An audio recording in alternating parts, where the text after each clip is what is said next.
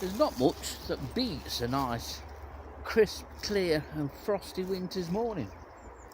And this is the perfect example of it. This is Sherwood Heath, and first time I've been here for a couple of months. These silver birch trees behind me look absolutely gorgeous, bedecked in that coating of frost from overnight, and it's been particularly keen this last night. So here for a bit of a wander round in this veritable winter wonderland and have a look at some of the management that's been done here over the last few weeks. It's just a glorious day.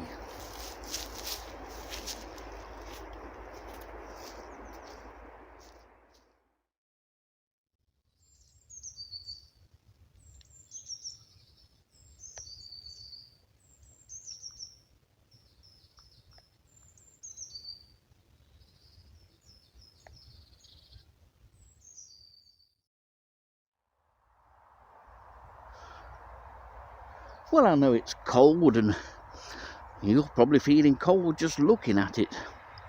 Sat beside your gas fire, or if you're lucky, an open coal fire. But you have to appreciate frost and the effects it has on grasses such as this, but also on the trees. Something quite magical when vegetation is coated in these beautifully white ice crystals.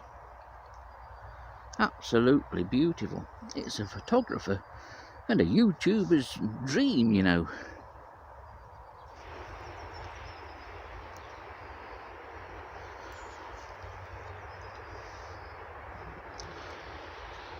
Ice crystals always look beautiful.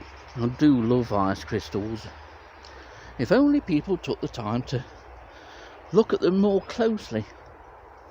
Even the droplets on those single strands of spider silk. Absolutely wonderful. And what's even more wonderful is it underneath this frosty exterior there are invertebrates, and probably on here, certainly somewhere on this oak, there will be the eggs of the purple hair-streaked butterfly. Now they're laid by the female purple hair-streak deep within the crevices amongst the buds, usually on the end of short stubby growth of oak like this. How those eggs can survive these cold temperatures, it's stunning really, but they do. The coming year, or the life in the coming year which we're all going to look at, is already here. It's in deep freeze at the moment. It's under your feet. It's already on the branches. Caterpillars, the purple emperor is one, can withstand being frosted like this and frozen, even covered in ice, and then just wake up in the spring when it warms up. Nature's wonderful, absolutely wonderful. And do we really appreciate it? I also find frost interesting, especially at sites like this. It's completely open, and you would think that the frost would be everywhere, and yet it isn't. The bracken and the grass on the right hand side of the screen is white over, whereas that on the left hand of the screen is virtually without frost. Trees give a great amount of protection, and under those taller trees that you can see on the left hand side of the screen, there's no frost at all, even when the leaves are absent on the trees. The physical shape of the tree, the branches of the tree, still offer protection to the ground from underneath. It's all marvellous stuff really, you know. And there's a thaw beginning. The sun's now high enough on the sky, and you can clearly see here where the frost has thawed. But I do like these silken garlands, almost, presumably produced by a myriad of lioniphid spiders. They're the little tiny black money spiders that people often refer to them as being. And now we're starting to get the first drops of this liquid frost descending off the trees as well.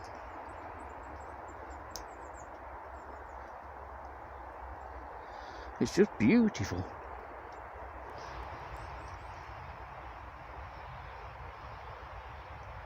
Looks a picture.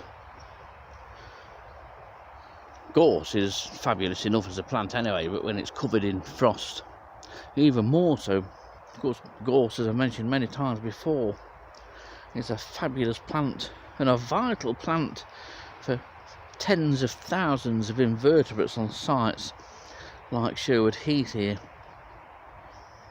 If it's maintained well enough and is allowed to become bushy, it's great for overwintering invertebrates.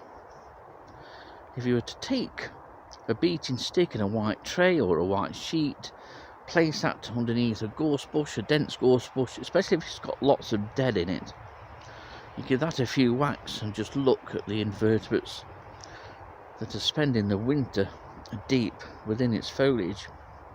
It's a fabulous resource, and I still think that it's considerably undervalued as such, certainly in Nottinghamshire. And here's another reason why I particularly love gorse. One thing about it, you can find it flowering somewhere throughout the year. 12 months of the year you can find these delightful canary yellow flowers. Vitally important flowers as well, we should remember that. Because gorse flowers early in the year, and as such it's a prime early season nectar source for thousands of insects. Bees make a beeline for it, and indeed I've done a video on just the said thing. But from a personal level, to see these bright flowers flowering even before Christmas, it's always a joy, it's always uplifting to me. We should make more of gorse. I think it could well be the next Christmas flower. Chuck away your poinsettias and grow some gorse.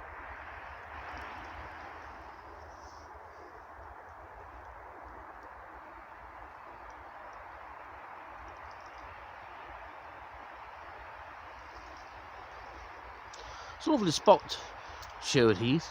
It's just a shame it's situated where it is. Right between, or sandwiched between, the junction of two roads. I'm looking at the road that comes out of Edwinstowe here, where the cars are going from left to right. In the distance is the A614, one of the main arterial routes, if not the main arterial route, through Nottinghamshire. It's amazing that this place is still here, really, when you think about it. And there's development approaching at an alarming rate, and that's an extremely worrying thing.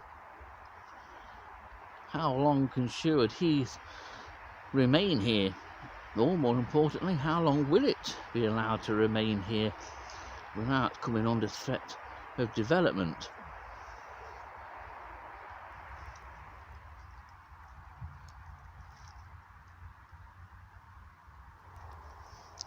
Well, there's been a lot of felling of good old silver birch yet again in this area. For some reason, these hazels have survived. They've been marked up at some time in the past, but it's nice to see that they have indeed survived and are now almost dripping with these beautiful hazel catkins. I do love hazel catkins.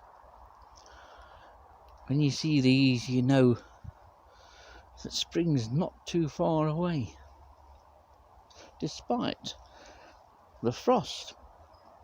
But the frost is fast melting now that the sun's up and that mist and fog that's been rolling around has gone. It's an absolutely beautiful winter's day.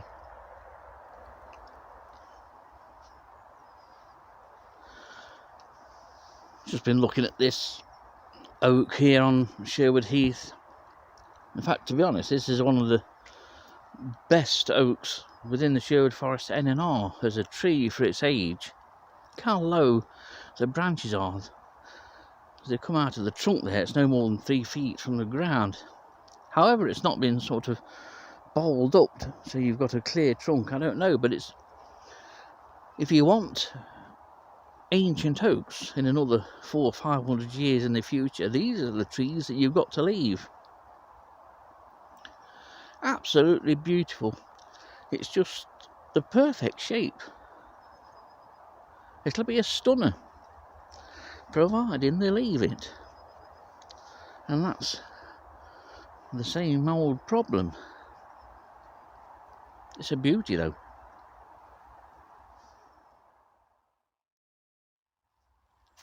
Looks a picture, that, doesn't it? I do love these silver birches, and this is probably one of my favourite views of Sherwood Heath.